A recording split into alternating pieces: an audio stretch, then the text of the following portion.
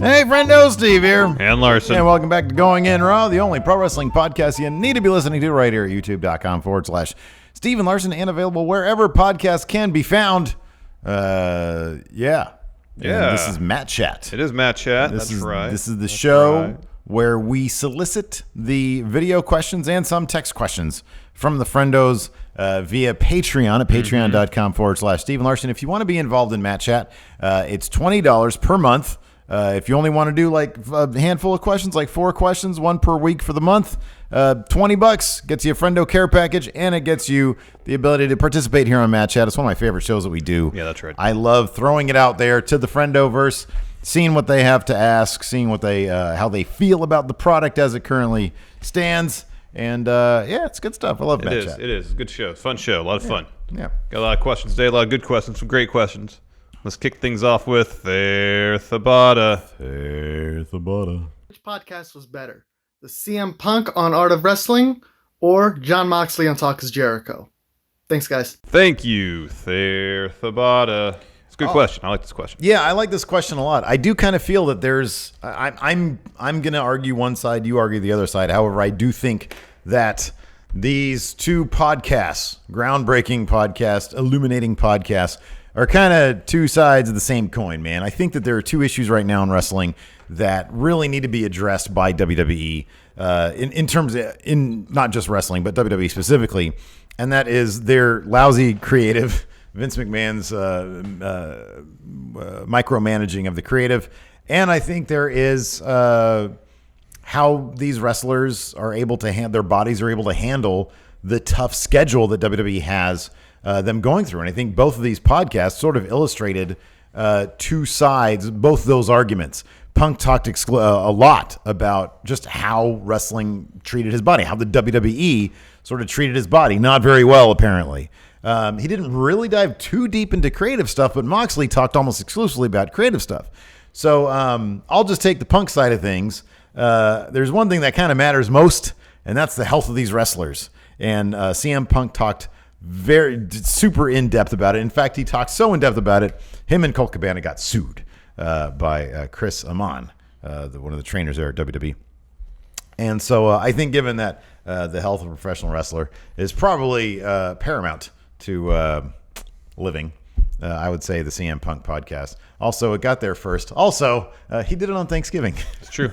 So I'm gonna go ahead and give him the rub on that one. Physical health, yes, very important, as is mental health, by all accounts. That's a good point. The former Dean Ambrose, now Jon Moxley, was dealing with some depression issues. Yeah. And that he didn't want to show up to work. Yeah, that's true. On a regular, he didn't want to show up to work Monday nights, essentially. He didn't want to. He said at one point prior to joining WWE, maybe his time in WWE, promos were his favorite part of wrestling. It got to the point it was his absolute least favorite part. And Moxley's appearance on Talk is Jericho really hit on the current wrestling cultural zeitgeist, which is WWE creative is garbage. Yeah. That sentiment was kind of reaching a peak. This podcast drops, adds fuel to that fire, and is literally the talk of the wrestling world ever since it dropped. Yeah. Still is. The anecdotally speaking, from our standpoint, the most stunning statistic that sort of proves that out is if we put Moxley in a thumbnail or title, the video does really well. If we don't, not quite as well. That episode, the one where we came in that morning and discussed that for a half hour, did like 3 times now, I think, what our WrestleMania review did. It's hilarious. Yeah. And also just the landscape is different now. I mean, it was late 2014 that Punk did his podcast. Versus, like 4.5 years later, where I know in 2014 wrestling fans knew a lot about the inner workings of the industry. Sure. People know a heck of a lot more now, I would say. Information is a lot more readily available about what's happening backstage. And add to that some competition on the horizon for WWE. There's a lot of discussion about, no one's going to topple WWE anytime soon. That being said, the hopes that some competition will give them a bit of kick in the pants so they shape up their act. Yeah. And again, all of this with Moxley being on Talk is Jericho adds fuel to all that. Beyond this Talk is Jericho appearance, Moxley was on Wade Keller. Had a lot more to say, about 4 hours worth of stuff to say. And it's he whether he knows it or not, he knows how to keep things going.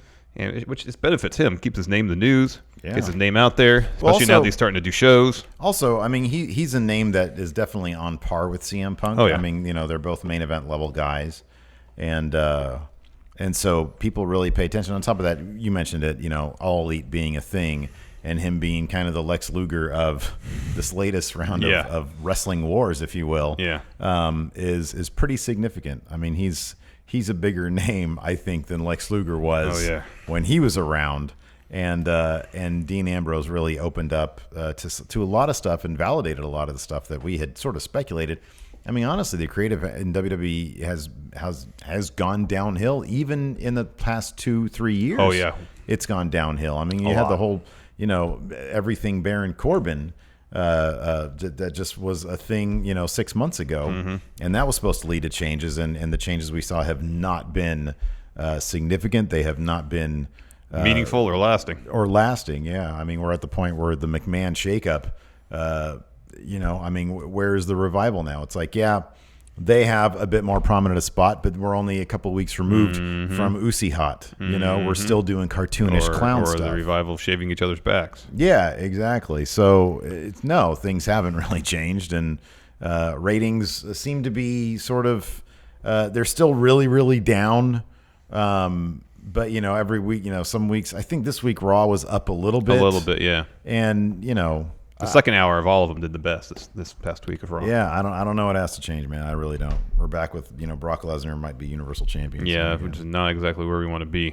Yeah. Next, we've got a question from Willism. Hey, Steven Larson, it's Willism coming back at you with another Matt Check question. So my question this week is, after listening to you guys, I'm working in the garage here, listening to you guys and thinking about the pay-per-view from over the weekend and how big of an impact Jon Moxley made on his appearance there, and just the energy in that place, and the people were really into it, and they were just popping. It was kind of an awesome image to end out that pay-per-view. So my question is that seeing that, he had left WWE on the auspices that he just wanted to kind of, semi-retire, or he was kind of burnt out and just wanted to lay low for a bit. Do you think that makes it that much more difficult for any other talent to potentially leave on the best of terms with WWE? Because, he didn't have a situation where he had months tacked onto his contract. They just let him go and he left quietly. But I believe the intention all along was for him to jump to AEW. Anyway, let me know what you guys think. Do you think that makes it that much harder? Do you think the Vince McMahons and the Triple H's are just going to be even worse on their wrestlers going forward and trying to hold them to contracts, even if in the best of terms they're trying to leave? Anyway, too sweet, hearty handshake coming from your pal Willism. Take care, boys. Thank you, Willism. What do you think, man? You think this is going to make things all awkward for wrestlers trying to leave? No, because I think wrestlers in Moxley's situation, wrestlers whose contracts have expired, we haven't heard of any instance or any evidence that WWE extended his contract any given he was out for 9 months because of his triceps injury. I don't know how Moxley presented his departure to WWE, if he said in any way it was under the idea that he was taking a break, whatever. He didn't present it that way in the Jericho podcast. He just told him he was leaving, and he said why he was leaving. I don't recall him ever saying, I'm leaving to take a break. Oh, I don't think it didn't sound like he's very smartly. I mean, what is it to them to say, hey, what are you going to do next? Yeah, it's not their business. Yeah, I don't think they've said that. So no, I don't necessarily see his departure changing the fortunes for anybody else who's in a comparable situation, that being their contract's expiring and they're not planning on re-signing. I'll forego, because I kind of agree with you. We had this one thing, and then you can take the time you want. I'd be very surprised they ever issue another statement like they did with him, though. Well, let me pose this question. If you're WWE, will you learn any lessons from this? Honestly, I don't think there's anything they could have done differently. However, so we didn't hear that they added any time to his contract. Will they now? I think this is possible. Will they now internally consider it mandatory to add time to contracts if you've had any injury time. Because if they didn't with Dean, they might now wish that they had. That's entirely possible. This might be a cutthroat thing. It's like, okay, well, you're leaving anyways. We don't need to worry about engendering goodwill here. Because I don't know how the contracts are structured. I don't know, because when Dean was champion, especially, he was wrestling. He was doing like 2 shows a day some days. He was going above and beyond. You think that was credit on his tab? That's it might be to a certain extent. Yeah, it could be. Because I know, like, you get your downside guarantee is based on working X number of dates per year, and I don't know if it's necessarily dates per year, date or the duration of the contract. Because if it's dates per year, you think they have a hard time adding time onto a contract. Because once that year's expired, if you don't work those dates because of injury or something, would you just not get paid for those dates? Yeah, I don't know. I don't know. I'm not necessarily talking about the specifics because you're right. We don't know about the contracts. But if they have the opportunity contractually to do that, if they think, he's going out on good terms, regardless, we don't care. We're going to try to lock these people up as much as possible. That might be a thing. They might get a bit more dickish with how they do things. I know it's hard to believe they could get even more dickish. You think they've reached max spitefulness, right? But no, I think, but apparently not. I do think that most wrestlers, like for example Luke Harper, if things had been reversed and he was in a position, he was thinking of asking for his release, and he saw how successfully Dean Ambrose did it. Yeah, I doubt we're going to get anybody publicly asking for their release. I don't think anybody's going to say that was the company saying don't do this. Yeah, that's exactly what it was. And I think that wrestlers will probably try to learn a lesson from Dean's leaving, and I think WWE is probably going to try to learn a lesson from him leaving as well. The lesson they're going to learn is not to change how they do business, is to add as much extra time in their deal as possible. You would think that they would learn, maybe we should start listening to these guys a bit more. Yeah, maybe we should open up the creative process, let the wrestlers be more involved, and actually treat the wrestlers better. Chances are. We're just going to lock these guys up for we're going to get every single second out of that contract we can, lock them in as long as we can. Yep. Regardless of the perception it creates. There might be some ultimatums. They go to the club, hey, do you guys want to re-sign? Do you guys want to re-sign the extension? Big raise. They keep on saying no. Okay, well, here's the thing. If you say no, this is what we contractually can do to you, you know? But if they've already made the decision 6 months ago, they're out the door. Regardless what WWE says to them. Like, I don't recall either of them being injured during their time in WWE.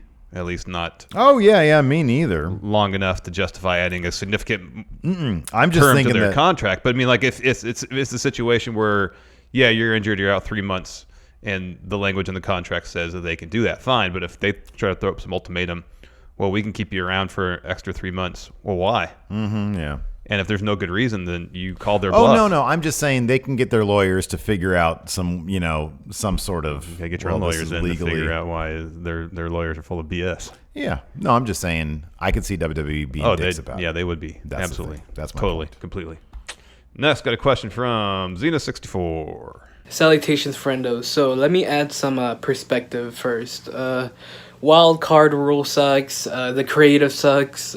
Vince taking over everything sucks. And I guess my question is, has wrestling already reached its peak? Because everybody keeps talking about the Attitude Era, even though it's been like 20 years since then. And I've been watching wrestling for like 10 years, and I feel like I haven't gotten like, oh, this is wrestling kind of vibe where everybody's watching and it's a must-see. In 20 years from now, will we be talking about something else that isn't the Attitude Era, or has wrestling already reached its peak? And if not, then what is wrestling's peak? Thank you. Goodbye. Thank you, Xena64. Thank you, Xena64. So, I mean, it's probably reached its peak just because. So, I mean, so I'll put it this way. It kind of depends on what you consider its peak. Is it total number of people with an enthusiastic interest in wrestling? I don't think we're ever going to get a time when it beats the Attitude Era. I do not. I don't think it's possible. I think that there's too many competing forms of entertainment. I think ratings are down, like 75% versus what it was back then. I think its highest rate was like an 8.1, and now they do like what, a 1 or something like that. I don't know. So I'm going to say yes, it probably has. However, that being said, if, let's see, miraculously Triple H took over tomorrow and within 6 months we had NXT level creative in WWE, and at the same time All Elite is starting up, and at the same time New Japan has made even more headway here in the United States and even improved their product even more, I think we could see another renaissance in terms of the quality, which will bring in more people. I don't think it's going to be the sheer volume of people and the enthusiasm the enthusiasm might be there. The sheer number of people, no, I don't think that's possible. But I think if the stars aligned, if you have All Elite firing in all cylinders, WWE firing in all cylinders, and New Japan out there, and then a bunch of, smaller promotions as well, if everybody is firing in all cylinders, which I think is possible, I think you will see an enthusiasm for wrestling that will parallel the Attitude Era, just not in volume of people, just not in eyeballs. It depends, and I think Xena 64 was primarily talking, creatively. I think. But he was saying like everybody talks about being part of it. You're right. Wrestling won't be as popular maybe ever again as it was during the Attitude Era, because there's way too many entertainment options for people now. TV ratings across the board down. People digest entertainment in different ways than they did in the mid-'90s. I don't know if it's possible for professional wrestling to achieve those heights in terms of ratings popularity. That being said, the in-ring product has never been better than it is today, across the board. Yeah. The level of the athleticism, the storytelling ability, the charisma is off the charts across the board. Like every promotion has world-class wrestlers across the board. It's amazing. Literally everything else is better in terms of what you can do in ring, in terms of the level of the talent, in terms of the production capabilities of all the major promotions. It all just comes down to creative. And there's a lot of great stuff during the Attitude Era. However, there's a lot of crap stuff too. Wrestling fans were probably never as enthused as they were in the Attitude Era, but you're right. If everybody starts firing in all cylinders in the spirit of competition, then it's possible that creatively wrestling could get back to where it was in the mid-'90s, if not even better. Yeah, I agree. The possibility is there because the talent is definitely there. And the talent is better than it's absolutely ever been. One thing that you have also right now that All Elite is pushing big time is inclusivity and diversity.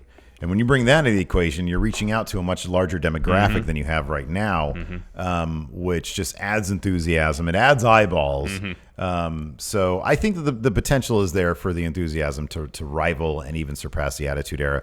I mean, you look at those crowds back then, and all the signs that they brought. And granted, a lot of the signs are pretty horrible, but just the signs were a reflection of enthusiasm, and it'd be great to see crowds that are just so hyped to be there. Be like, I will be honest with you, All In, I think was probably as close to Attitude Era level enthusiasm that I've seen since the Attitude Era. The enthusiasm at All In, that first show, was just absolutely amazing. It really was insane. It really was. So, and I think that can be par for the course if everything's if creative is there. Yeah, agreed. It's all at this point. Like I said, the talent level is off the charts. It's all about how good the creative is. Yeah, and if the creative departments of the promotions can actually tell and develop interesting stories that are intriguing on a long-term basis. Yeah, not just week to week, but long-term. People want to watch. Yeah. Next up, Renegade Soul has a question about All Elite Wrestling. Let's see what he has to say. Good morning, friendos. It is the Ayatollah of One Iota, Renegade Soul, with your next Matt Chat question. Rewatching Buy-In, on my way to work, rewatching Buy-In, we noticed that Hangman Page and Chris Jericho, one of them is going to be the next AEW champion. Where do you see AEW in about a year's time? Who do you see as the next rising star? Who do you see as the next champion? Who do you see as the next face of the company? I want you to use your Nostradamus-like skills and tell me what you think. Too sweet, hearty handshake, Rock on, and peace out. Take care, guys. Thank you, Renegade Soul. You're up first. MJF is the answer. To which of All his of quote- them. Wow. Face the company, champion of the year. Ooh, I don't- MJF is the answer. I don't know. MVP of Double or Nothing. Oh my goodness. Fastest rising star in all Elite Wrestling. Say MVP of Double or Nothing? Yeah, of the show. You really think that? Yeah, man. MJF was? Hell yeah. He was he had like one promo and he was He in the tied- Battle Royal. he He was ti- in a kickoff show, man. He tied the entire Battle Royal together. That was the kickoff show. I understand. MVP of the kickoff show for sure. But then his bit with Bret Hart was awesome. Yeah, it was funny. It was funny. I believe at our Double Nothing review, I said that, and you're like, yeah. Well, I say that a lot. No, I thought he was maybe the breakout. I could maybe say he's the breakout. MVP, man. MVP? Are you kidding Hell me? yeah. Cody, you're not going to give it to Cody or Dustin? Give me a break. They had like a killer match. MVP MJF. MJF is your answer to whatever awesome things AEW is going to do in a year. MJF is the answer. He's great. I think that Kenny's He's got star heel potential. okay. I think Kenny's probably going to be their champion. MJF will be a good, solid upper mid card heel at the time. I think that it's going to be fun. I think it's going to be really, really cool. You forget that twice MJF was kicked out of StarCast. I know, man. He was the MVP of the whole weekend. I like him. I like MJF. He unplugged. I like he him. unplugged the microphone on Sean Ross Sapp's camera when he was doing an interview. That's good. That's clever. That's good, He's man. a smart heel. Don't get carried away though. He's good. Solid in a year. Solid upper mid card heel. Top heel in the entire promotion, For if not all all of leagues. wrestling. Okay, let's move on. Rich here has a great question. Hey, friendos, Rich with another chat question here. With all the things that WWE is doing wrong, and obviously, let's say the list of things they're doing wrong is a lot longer than the list of things they're doing right. With them continuously doing these stupid Saudi shows that no one really cares about and how they're trying to compare it to WrestleMania is just stupid. The main question is, are we going to have an Evolution 2 this fall for the ladies, or are they going to change it up and give it a different name? But the question is, do you guys think the women should just automatically get at least one all-women's pay-per-view a year? And if that's good enough, or if they should literally have a pay-per-view of their own like every 6 months when the guys go to Saudi Arabia. So I think they should. Evolution was great, so let me know what you think.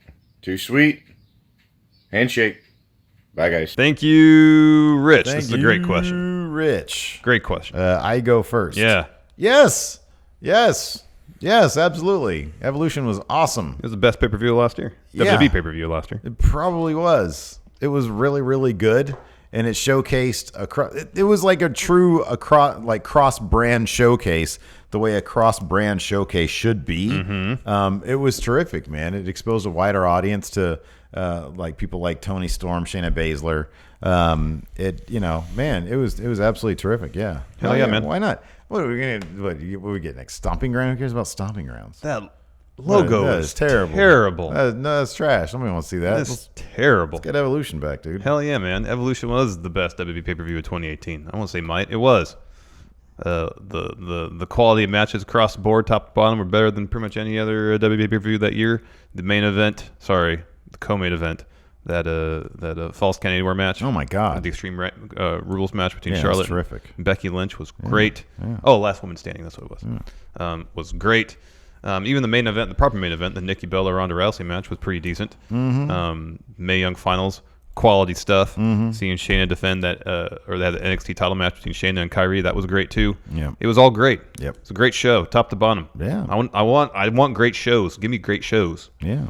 And I think, Evolution 2019 would be another great show. Yes, definitely do it. Yes, please. Yeah. Yeah. Okay. Next, Rich Hardesty. Hi, Stephen Larson. Rich Hardesty here with another Matt Chat question for you. So in this lead up to Super Showdown, we've seen The Undertaker come back a couple of times. And it kind of got me thinking the last few times that he has come back, I haven't been overly excited to see his return.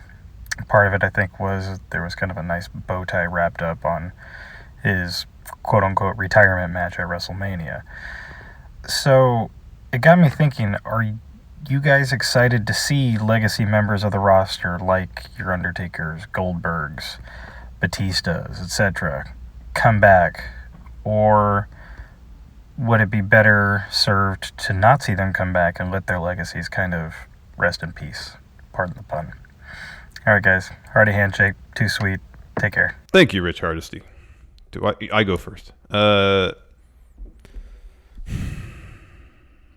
Philosophically, I'm not too keen on the ideas of guys who are past their prime showing up once or twice a year to wrestle matches I don't care about. However, there are exceptions to that rule. I was into the Batista thing because Batista's great, because I like Batista. And while and how they presented the story initially was interesting and different, where he shows up and attacks Ric Flair, and the presentation is different. He's telling the cameraman, "Come over here and do this." That was cool, and I'm guessing that was probably his idea. So I'll say, generally speaking, no, I'm not excited to see legacy members of the roster come back. However, if it's the right wrestler and the story is presented in an interesting way, I can get into it. No. Even the Batista Triple H thing the match was way too long. But it was still fun. There was one good, and then I mean, you can kind of say that the "Give Me What I Want" Hunter thing was cool, I guess. But really, I mean, I really like Batista. Batista seems like a great human being. I'm glad the guy got what he wanted because I think that's cool. But that's kind of a unique situation. Otherwise, no. There should really be an age limit in WWE. Unless your name is Chris Jericho and you're reinventing yourself consistently and you're thriving in that role, then and he is a unique situation as well. No, man. I don't want to see Undertaker anymore. I don't want to see Goldberg. I really don't want to see Triple H wrestle. That match at WrestleMania with him and Batista was way too long. I know, but still, that was pretty fun still. I mean, who else is there? They did some fun stuff. Who else is there? What other legacy guys are there? Brock Lesnar. I mean, Shawn Michaels came back. That was embarrassing. Yeah, he seems to think that was a mistake. Yeah, Brock is no man. No Kane. more Brock. Kane's a legacy guy now. Kane makes me laugh, but no, I don't want to see him anymore either. Batista's pretty much the only that particular instance was the only case I really enjoyed. It was a unique moment. It really for was. a guy that deserves to get what he wants. Give me what I want. And Hunter gave him what he wants. Give me what I want. Give me what I want. Give me what I want. Christopher Abersad, let's see what he has to say. Hello, Stephen Larson. So my question is, you see what happened to Lacey Evans this past Monday night. She's very green in the ring. I never understood why they call her up. She was great in NXT. She was getting better, and they call her up. It's like a Roman Reigns situation. So do you think Lacey Evans will be like the next Roman Reigns? Like they're just going to push her until she gets better? Or what would happen if Shayna Baszler went up, then Lacey Evans took over the women's division down there? Thank you, Christopher. Thank you, Christopher. Oh, man. Yeah, so there's any number of reasons why Shayna should have had a high-profile, not Abe Simpson gimmick-esque call-up. And the reason is simple. Ronda Rousey left. And I think it would have been great to have somebody, namely her best friend, be her proxy, a suitable replacement who, yes, doesn't give you the same mainstream crossover name that Ronda Rousey did, but nobody believes Lacey Evans is a viable contender to take on Becky Lynch. Nobody thinks that. It's not believable. Her gimmick is odd. She has that weird Abe Simpson thing that she still does from time to time. She can be decent in the ring, but holy moly, that match with Charlotte this past week. I remember when she was in the Rumble early, and it was a little sloppy. Yeah, she is pretty relatively green in the ring. She's still a project, and she should not have been brought. I'm sorry, man. You have talent like Ember Moon, who, my God, is a joy to watch in the ring. You've got Asuka, who's put in a tag team with another terrific wrestler, Kairi Sane, and they're not on TV. Any number of those people could have been in the same place as Lacey Evans. I don't know why Vince felt the need to bring her out and to put her in such a prominent spot. I don't know. I don't know either. I think that Shayna Baszler is ready for prime time. She has been for about a year now. And she would have been a terrific, like Ronda Rousey could have done pass the torch, pass the baton. It's your turn now. And it could have been a hot feud. Becky Lynch has positioned herself as a fighter Shayna Baszler is a fighter. That's who she needs to be taking on. Somebody like that, not a walking gimmick like Lacey Evans. I can't disagree with anything you said. Lacey, I think, would have benefited for at least another year in NXT. There's that too. And I think if they had switched gears, brought Shayna up after Mania to take on Becky, whether it be to explicitly, fight or essentially take Ronda's place in the feud, or just you mention the Ronda aspect of it. Either or. Yeah. Shayna is a really good foil to Becky Lynch, and as you mentioned, Lacey really isn't. If Lacey had stayed in NXT for another year, really, like from a character standpoint, she's fully formed. Like she knows who her character is. She knows how to wrestle from a character standpoint. She knows how to drop promos from a character standpoint. However, just the actual technical aspect of wrestling needs a little bit of work still. Yeah. Another year in NXT, give her, if you want, a title run in NXT, would have done her wonders. And then when she's brought up a year from now, if you put her in position to take on someone of the caliber of Becky Lynch, she has that NXT women's title reign under her belt. Yeah. Not that they'll mention it, but fans who actually watch NXT will be like, oh, she's a former champion in NXT. She has that walking into the main roster, whereas now she really didn't win anything in NXT. Like she's gonna show up. She's never even done a takeover. She doesn't have like the takeover. And then you also take a look at its impact in NXT. Shayna coming up. Then you have time and room. You have breathing space for Jessamine Duke, who I think they might have something with her. Maybe Marina Shafir seems like a bit more of a project. But you let them sort of fly. You let them fly. And also you free up that SmackDown thumbnail is terrible. It's so bad. You free up the title picture for Candice, for Io, for Bianca Belair, Mia Yim. Yeah. There's a lot of really great talent in the NXT Women's division. Absolutely, yeah. Yep. So, and you add Lacey to that in NXT, I think it'd been a pretty solid. It's a pretty solid division right there, yeah. Next, Andy Nero. Hey friendos, hey Stephen Larson, it's Nero here with a match chat question. This one is regarding Bullet Club. What was the best iteration and what was the best era of the Bullet Club? You've got the Rock and Roller era with Finn Balor or Prince Devitt. You've got the AJ Styles era, and then you've got the Kenny Omega era. Personally, I think it's the AJ Styles era. You guys pick one and argue the toss. Alright, take care. Bye. Thank you, Andy Nero. Thank you, Andy Nero. Real. Prince is real. I think you may have that catchphrase. I did. I'll do it again. That's a t-shirt we need to make now. There you go. See, that's good. No, I mean, Bullet Club in their purest So everybody's able to profit off of their bad memory and mistakes more than me. I don't know. Pretty cool. Bullet Club in its purest essence, its most distilled form. Scary.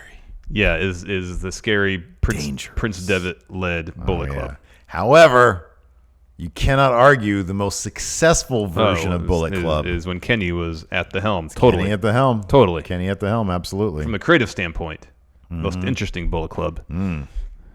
Real. Absolutely. Then let's take this a little bit further here because we're too much of an agreement. What's the lowest form of Bullet Club? What's the worst bottom-feeding Bullet Club? Well, I'm about to say Bullet Club now, right? Whoa, boy! Who are they feuding with? What Culture? Get out of here! Tama Tonga showing up at What Culture's panel at StarCast and like making fun of them. Because like when AJ was. AJ. Like that's them at their most decorated, arguably. Oh, yeah, AJ absolutely. is IWGP champion, the Young Bucks as the junior heavyweight champs, and then you had Club Anderson and Gallows as the heavyweight tag champs. Yeah, Jeff Jarrett there, Hawk and Gold too. He's great. Yeah, Kenny was junior champion, I think, maybe in that spell too, as well as Intercontinental champ. But that might have been after AJ had left already. So yeah, they were like super decorated in terms of winning titles at that point. Yeah, they were massive. Although now that El Phantasmo is in Bullet Club, El Phantasmo, yeah, NWO Finn Balor, yeah, he's pretty entertaining. Yeah, he's cool. He's cool. Now that he's a member, I talk shit, then he's cool. His addition might make it a step up, as I think the iteration previous to him joining. Yeah, as yet undetermined, man. When it was pretty much Jay White, Tama Tonga, and Tonga Loa. Very confusing. And it has like less to do with. I think if Kenny or the Elite, if their departure was booked effectively, to give those guys sticking around a rub, that perception wouldn't be there. If there was more like actual stated motivation for Jay White joining Bullet Club, if there was a big moment, it lacked so many big moments because most of the moments were done on social media. It went from like episode 3 to episode 8, and it's like, wait, what happened? Yeah, and there needed to be a blow off. At New Year's Dash after Wrestle Kingdom, they should have done something. Time honored tradition, man. You go on your back. Yeah, they should have done something. But give me Prince Devitt in a restaurant chopping innocents. That's what I want, man. Mark's coming up. Oh, chop me. And then he's real. Oh, destroying them. Yeah. Next question from the B-Man, Patrick Sparks. I mean, they called that dude Machine Gun. Oh, God. Machine Gun, show me your Rainmaker. Oh, man. B-Man. Hey, friendos, Pat here. All right, Hall of Fame question here, but it's a little twist to it. As one John Moxley said, Vince is only going to die in the chair. He's never going to give up his spot. That being said, who will finally go into the Hall of Fame that deserves to go into the Hall of Fame after Vince has passed away? Well, bonus, when is Eric Bischoff going to go into the Hall of Fame? Because I highly believe he's going to. And do you think Ted Turner will ever go in? If so, when? Thanks, friendos. Bye. Thank you, B-Man. I'll go first. Your answer's pretty good, although even that I'm not sure it would work. The only person, honestly, I think the only person at this point who's going to go in the Hall of Fame when Vince dies is Vince. Vince is not going to let himself get inducted by himself. And so, I think that it's Vince. There's nobody else. It's not like Vince dies like Benoit's going to go in. Like the last one that like was a weird rumor. That's cool. The last one that was like that off-putting rumor about Macho Man. He went in, and I think that was kind of the last one, right? That was. I mean, is anybody else besides your answer? Is there anybody else that's sort of holding out for Vince to be gone? I think this is the shirt you're thinking of. That's going to show up. Let me see. I thought it said Prince is real. Oh no, Did it's not it? showing up. Nope. There's a whole lot of stuff going on there. So I don't know. Go ahead with your answer. And then should Bischoff get in? Yes. Should Ted Turner go in? He should. He won't until he's dead, though. I said Owen Hart because my understanding of that is that Owen's widow won't allow him to go into the Hall of Fame. I don't know if it's strictly because Vince is around, because she blames the WWE for his death. Now, if Vince were to pass away and Triple H were to make a phone call to try to make it happen, I don't know if it would be a guarantee, but it'd be a heck of a lot more likely. Yeah, I don't know. But in any event, Vince. My answer, solid, is Vince. There's no way he's gonna go in while he's alive. He will certainly go in. He will be a headliner as soon as he passes. That's gonna happen. Oh, probably. Yeah. I can't argue because he can't. He's gonna go in. He can't be like a sub headliner. Devitt is real. Oh well, there we go. An opening for us. Let's see here. Next up, Jacksonville's number one Guillaume has a question. Let's see what he has to say. What's up, friendos? This is Jacksonville's number one Matt Chatter, Keon Halili, back with another Matt Chat question. I'm at the gym again, getting jacked. My question for the week is there something that you hold dear to your heart that not everybody likes in the wrestling community? For instance, I love the WWE Spinner Championship because it was around when I was a teenager. Let me know your thoughts. Too sweet, party handshake. Later, guys. Thank you, Guillaume. I love me the Beat the Clock challenge. I think most people are probably fairly indifferent to it. Yeah, probably. I just think it's great. I'm with you on that one. I love it. I think it's great. I wish there's two things I really want in WWE 2K20. I want gauntlet matches, and I want something that's a little more formal with Beat the Clock challenges. I think that'd be fantastic. You can give me a Beat the Clock challenge, I'm into it. What about a whole pay-per-view Beat the Clock? Yeah. Yeah, that'd be good. Yeah. That's cool.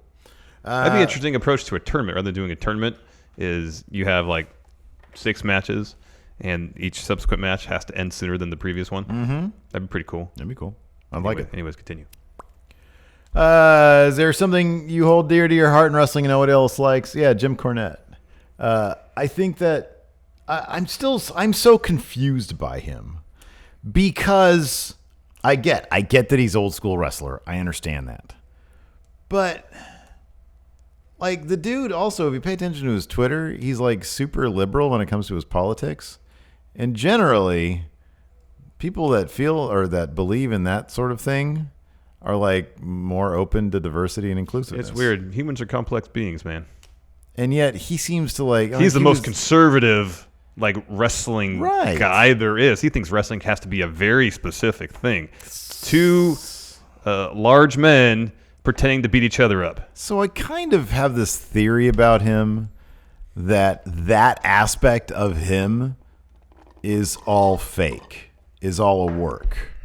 You know, he hates Double or Nothing. He is given, if you think about it, if you step away for a second, he is given so much exposure to so many wrestlers that he hates, that he claims to hate. And all he's doing is giving them exposure, getting them over, rallying their fan bases around them. I think it'd be weird if his intention is, oh, I hate these people. Wouldn't he just like not talk about them? Because all he's doing is giving them more exposure. And he's a smart guy. He's not a stupid guy. He's got to know that. I have this feeling that all of that is fake and he just does it to get them exposure.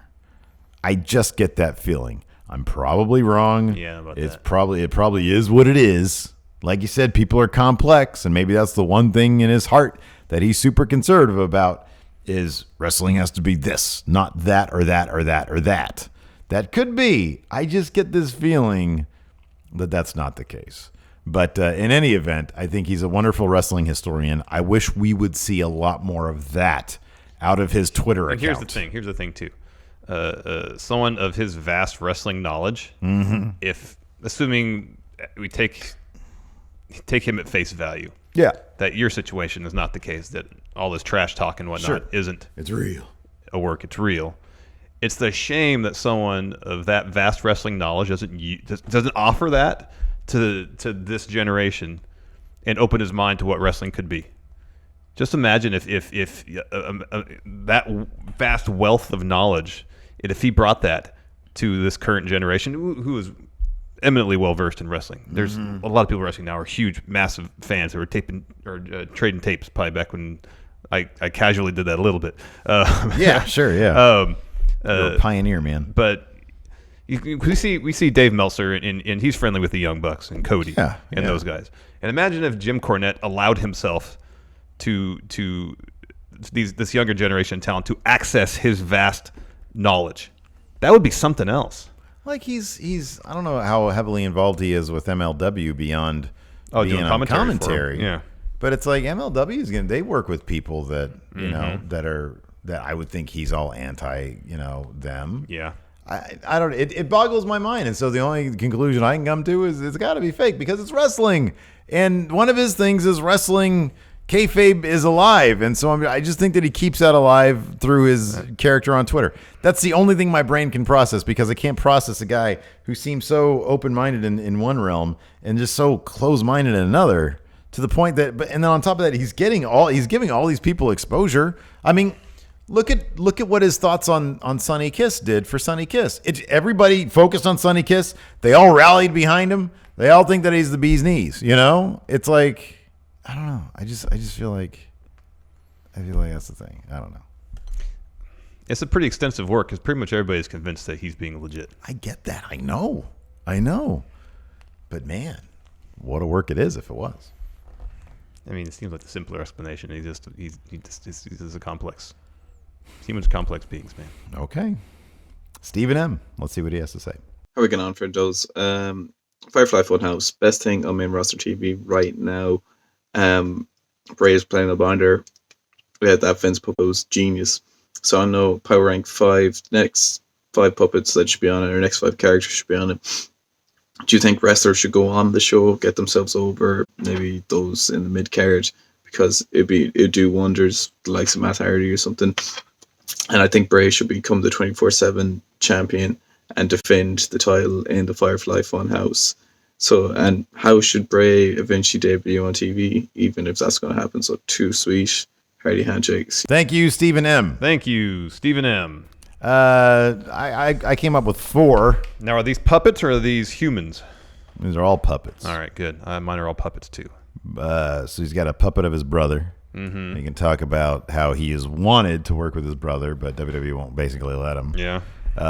He can have a puppet taker, because that's a feud that I think should have passed the torch to Bray to be new Taker. Yeah. Didn't. Yeah. Because all of his stuff, like we saw Huskus, which is obviously a reference to Husky Harris. Yes. Sister Abigail's on there. So like these are all significant points in his career, and I know yours reflect that as well. Absolutely. Except for the first one, which is kind of funny. Yeah, it's just to be funny. Harper, who, outside of storyline has asked for his request, and Vince hates him and all this and that. And I think it'd be good to loop Harper back into the mix as an actual wrestler, but start out with Harper Puppet. And then the man who burned down his house, Randy Orton. Either real Orton or Puppet Orton. Probably Puppet Orton, because he asked for puppets. So I'm going to go Well, with I'll agree Orton. with you on Orton, but I think it should be Snake Man. Like an anthropomorphic snake puppet, and he names him Randall. Okay, that's good too. Yeah. Again, to address that period of his these life. would all be anthropomorphic takes. Yeah. Yeah, totally. And you'd have like a John Cena type. Harper would be a cow. All right. John Cena, Bald Eagle, America. That's good, yeah. That's good. Of course, represent his first major feud, which he should have at least won the Mania match. Mm-hmm. Triple H. Good. You have Devil Vince. Mm-hmm. Why not Triple H with a halo above his head? There you go, Angel H. Represent how he's perceived as the savior for WWE. That's good. You have the Tax Man, which of course his dad. Oh, that's good too. IRS. Yeah. Oh man. And then just because I think it'd be funny, just for a throwaway gag. Yeah. Shockmaster, Puppet Shockmaster, bust through a wall. That'd be great. Yeah, I like Shockmaster. They can find some sort of justification for that.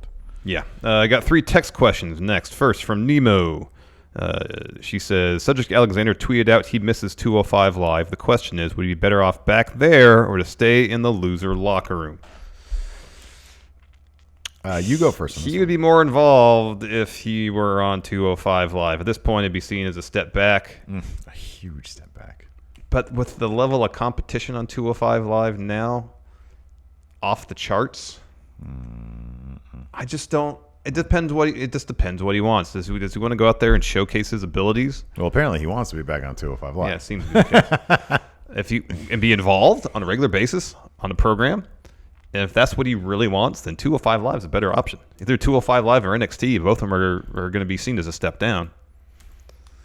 Oh, NXT wouldn't. When people go, the funniest thing. Well, Tyler said he considers it a lateral move. And then when Drew Gulak, just from a fan's perspective, from my own perspective, when I see Drew Gulak on NXT, I'm like, oh, that's cool, because I know what he can do on the show that nobody watches. NXT is a place for excitement.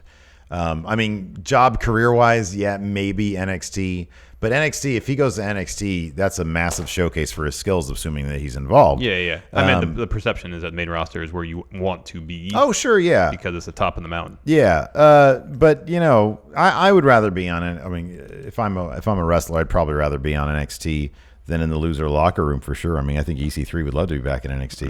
Mm-hmm. But I would say if it's between 205 Live and loser locker room, I think we've gotten a glimpse. There's 2 things. Number one, we've gotten a glimpse as to what 205 Live is. You're there to build a brand if you didn't really have one prior, and he did that to the best of his ability. So there's nothing left for him to do there. Number 2, we don't even know if 205 Live is going to be around much longer. During those conference calls, WWE officials have said that they're not sure how to approach their third hour of programming, and they're actively looking at what they could do with that. There's speculation that it could be worth a ton of money to Fox in adding a third hour to SmackDown, and so it wouldn't surprise me if that happened. Wouldn't surprise me. Any number of things wouldn't surprise me there, but it's a possibility that 205 Live probably won't exist after some point. Well, in that case, since he would be one of the top guys on 205 Live, he'd ideally get moved over to NXT at that point. Mm-hmm. Yeah, you'd think, but you never know. I enjoy his work. I would like to see more of it, and I just fear that's not going to happen while he's a member of the Raw roster. You're right. You know what he needs to do? what he really should be doing is getting himself over on social media. Is exactly the same thing Mustafa Ali did. You know, film little interview. You don't have something on Raw? That's fine. Film something and put it on your Twitter. You know, make it entertaining. Don't act bitter, but act like you're a dude with a chip on your shoulder. Because there's a difference there. Don't be Leo Rush. Be Mustafa Ali. Yeah, you know? Don't be Dolph Ziggler.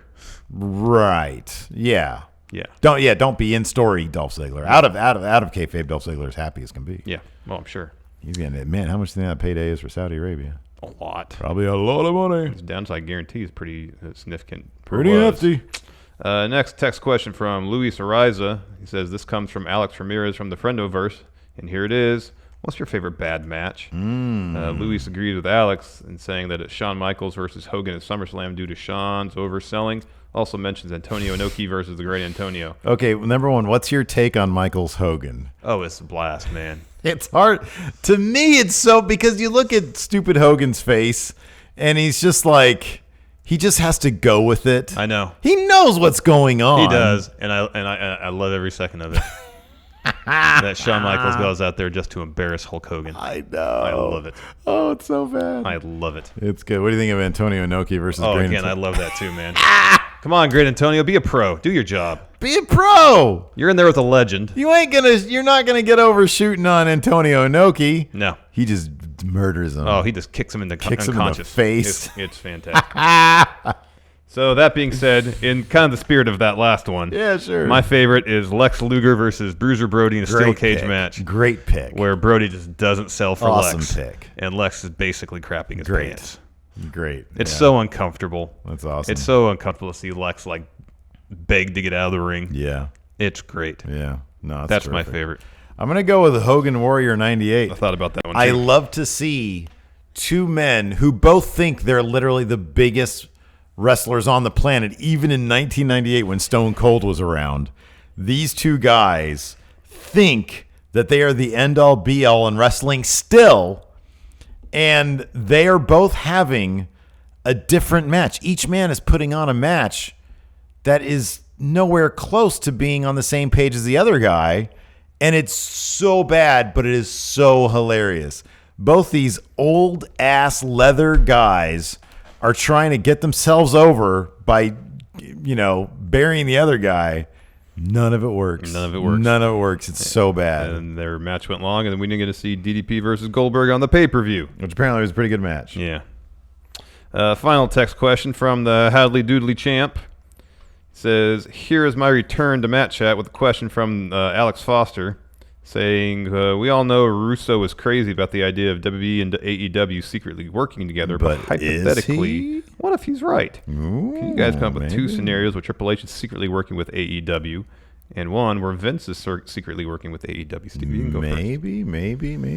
I think the argument in your case to be made with Triple H would be easier than Vince, but go ahead. Well, for one thing, Triple H has at least one mole there. His name is Badass Billy Gunn, Mr. Ass, the Ass Man.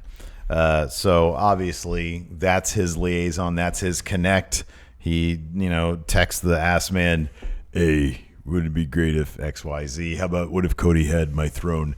This is all a big build to WrestleMania 37, okay? And then we'll co-promote with AEW.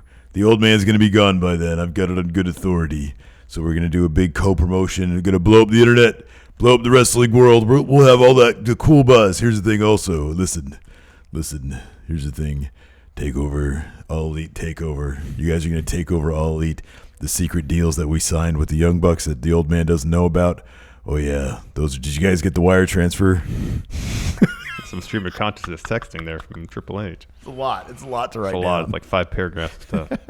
He does like voice to text for that, doesn't he? Yeah, exactly. He does. And so it comes out a big jumble. Yeah, totally. I think if Vince were to do it, it'd be a two-pronged approach. Good. One, you mentioned cool factor.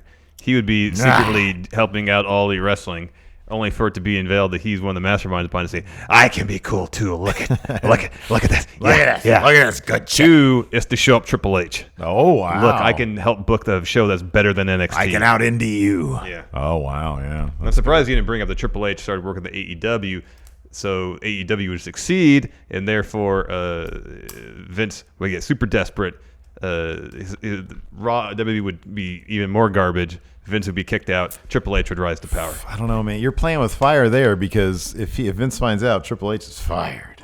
But then Triple H would lead All Elite Wrestling to a renaissance, and we'd have like a last episode of Nitro where it's Triple H showing up there to buy WWE. Yeah. He'd be poaching Riddle. He'd be poaching, all these Balor. guys. Balor. He'd be poaching, man. Seth. Owens. Kevin Owens. Yeah.